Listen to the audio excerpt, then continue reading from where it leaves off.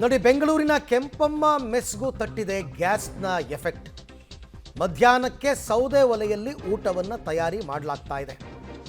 So ವಿಧಾನಸೌಧದ ಬಳಿ ಇರತಕ್ಕಂಥ ಕೆಂಪಮ್ಮ ಮೆಸ್, ತುಂಬ ಜನ ವಿಧಾನಸೌಧದ ಸಿಬ್ಬಂದಿನೇ ಅಲ್ಲಿಗೆ ಊಟಕ್ಕೆ ಹೋಗ್ತಕ್ಕಂಥದ್ದು.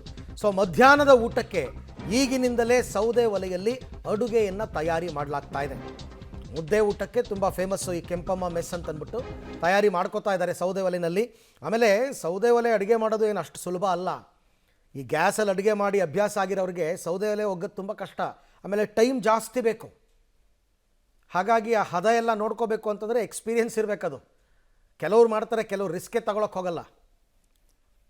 ಈ ಬಗ್ಗೆ ಮತ್ತಷ್ಟು ಮಾಹಿತಿ ನನ್ನ ಕೊಲೀಗ್ ಮಾರುತಿ ಅವರಿಂದ ಪಡ್ಕೊಳ್ಳೋಣ. ಮಾರುತಿ, ಈಗ ಕೆಂಪಮ್ಮ ಮೆಸ್ ವಿಚಾರದ ಬಗ್ಗೆ ಮಾತನಾಡ್ತಾ ಇದ್ದೆ. ತುಂಬ ಜನ ಸರ್ಕಾರಿ ನೌಕರರು ಮಧ್ಯಾಹ್ನದ ಊಟಕ್ಕೆ ಅವಲಂಬಿಸಿರೋದೇ ಈ ಮೆಸ್ಸನ್ನು. ಹಾಗಾಗಿ ಹೇಗೆ ಮ್ಯಾನೇಜ್ ಮಾಡ್ತಾ ಇದ್ದಾರೆ ಇವಾಗ ಸದ್ಯಕ್ಕೆ ಅಂತ?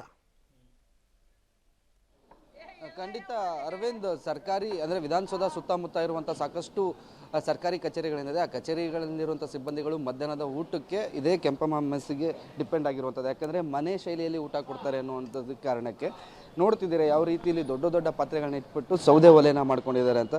ಯಾಕೆ ಸುತ್ತಮುತ್ತ ಇರುವಂತಹ ಸಾಕಷ್ಟು ಸರ್ಕಾರಿ ಕಚೇರಿಗಳು ಸಿಬ್ಬಂದಿಗಳು ಇಲ್ಲಿ ಬಂದು ಊಟ ತಗೊಂಡು ತಿಂದು ಹೋಗೋದು, ಜೊತೆಗೆ ಆ ಕಚೇರಿಗಳಿಗೂ ತೆಗೆದುಕೊಂಡು ಹೋಗುವಂಥ ಕೆಲಸ ಮಾಡ್ತಿರ್ತಾರೆ.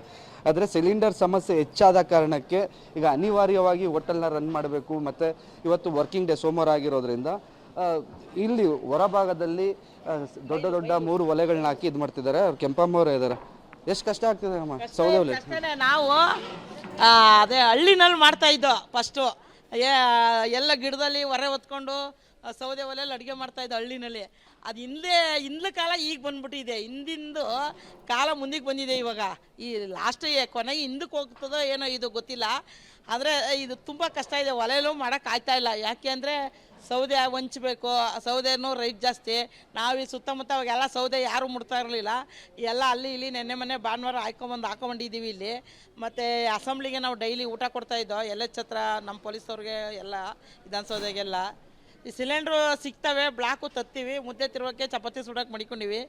ಸಾಂಬಾರು ಪಲಾವ್ ಮಾಡೋಕ್ಕೆ ಒಲೆಯಲ್ಲಿ ಹಚ್ಚುತ್ತಾ ಇದ್ದೀವಿ. ಹೊಗೆ ಬೇರೆ ಮಾಡೋಕ್ಕಲ್ಲ. ನಮ್ಮ ಸಾಹೇಬರು ಡಿ ಕೆ ಸಾಹೇಬರು ಏನೋ ಸಿಲಿಂಡರ್ಗಳಿಲ್ಲ, ಒಲೆಗಿಲೆಯಲ್ಲಿ ಮಾಡ್ಕೊಂಡು ಅಡ್ಜಸ್ಟ್ ಮಾಡ್ಕೊಳ್ಳಿ ಅಂತ ಹೇಳ್ತಾರೆ. ಹೆಂಗೆ ಒಲೆಯಲ್ಲಿ ಅಡುಗೆ ಮಾಡೋಕ್ಕಾಗ್ತದೆ? ಮುದ್ದೆ ಬ್ಲ್ಯಾಕಲ್ಲಿ ತಗೋತಿದ್ದೀರಲ್ಲ, ಬ್ಲ್ಯಾಕಲ್ಲಿ ಎಷ್ಟು ಕೊಡ್ತಿದ್ದೀರಾ? ಬ್ಲ್ಯಾಕಲ್ಲಿ ಒಂದು ಸಿಲಿಂಡ್ರ್ 2,000, 2,500 ಒಂದು cylinder. Okay, thank you Maruti, ತಮ್ಮ ಎಲ್ಲ ಮಾಹಿತಿಗಾಗಿ ಧನ್ಯವಾದ. ಒಟ್ಟಾರೆ ಈ ಸಮಸ್ಯೆಗಳು ಕೇವಲ ಯಾವುದೋ ಒಂದು ಹೋಟೆಲ್ಗೆ 2 ಹೋಟೆಲ್ಗೆ ಸೀಮಿತವಾಗಿಲ್ಲ. ಬಹುತೇಕ ಹೋಟೆಲ್ಗಳ ಪರಿಸ್ಥಿತಿ ಹೀಗೇ ಇದೆ. ಹೆಚ್ಚು ಕಡಿಮೆ 90%ಗಿಂತ ಜಾಸ್ತಿ ಹೋಟೆಲ್, ಅದು ಚಿಕ್ಕದಾಗಿರಲಿ ದೊಡ್ಡ ಹೋಟೆಲ್ ಆಗಿರಲಿ, ಬೇಸಿಕ್ ನೀಡ್ ಸಿಲಿಂಡರೇ ಇಲ್ಲ ಅಂತಂದರೆ ಅಡುಗೆ ಹೆಂಗೆ ಮಾಡೋದಕ್ಕೆ ಸಾಧ್ಯ? ಅದು ಇರ್ತಕ್ಕಂಥದ್ದು.